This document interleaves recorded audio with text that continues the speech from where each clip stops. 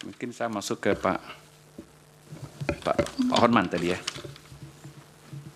Nah ini Sumbar dan Aceh malah 02-nya kalah.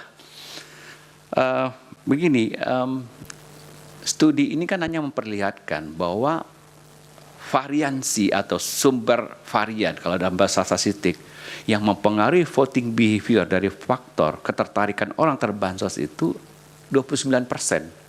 Jadi masih ada 71% penyebab lain yang kenapa orang memilih si A, si B menjadi presiden yang dia mau pilih. Jadi masih ada faktor lain. Nah, faktor-faktor yang ini sekaligus juga merespon mungkin yang mulia Bu Eni Nurmadingsi bahwa Pak Arsul Sani juga bahwa memang masih ada faktor-faktor yang lain, misalnya yang sering dikemukakan dalam studi-studi voting behavior itu penilaian terhadap kandidat. Ya, apakah kandidat punya aspek-aspek positif, kinerjanya bagus, kampanyenya bagus, komunikasinya bagus, dan seterusnya.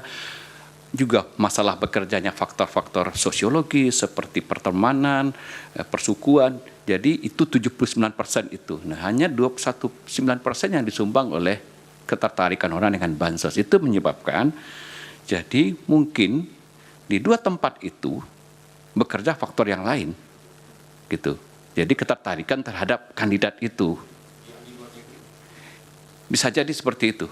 Jadi ya tidak bekerja faktor-faktor bansos. Nah, yang kedua yang saya lupa juga tadi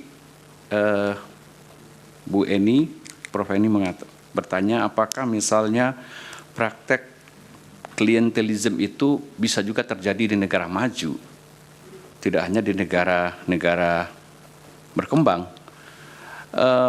Di negara maju memang banyak juga praktek-praktek pork barrel itu, yang bahkan sebenarnya di beberapa negara pemilihan itu adalah anggota parlemen yang mau maju lagi di tingkat lokal.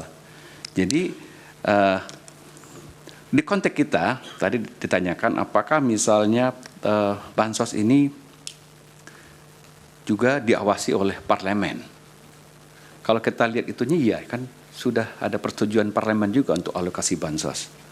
Nah tapi nanti mau di tingkat lokal saya tidak tahu apakah nanti beberapa anggota parlemen kita karena tersebar juga dengan paslon yang berbeda-beda dalam konteks pilpres. Jadi anggota parlemen yang main juga dari tidak hanya dari paslon 1, 2, 3 juga melakukan faktor pork barrel untuk masalah legislatif.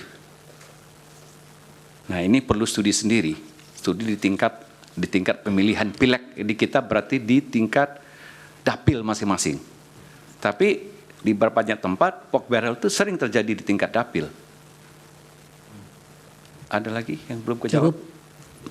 Waktunya juga sudah habis, Bapak. Terima kasih Yang Mulia. Terima kasih hadirin sekalian. Terima kasih. Untuk ahli berikutnya Pak Mulia. Ya, kami mohon untuk bisa dihadirkan Dr. Risa Permana Deli.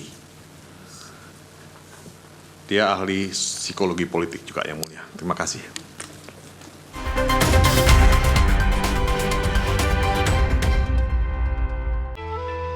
Semenjak semua sibuk dengan gadget,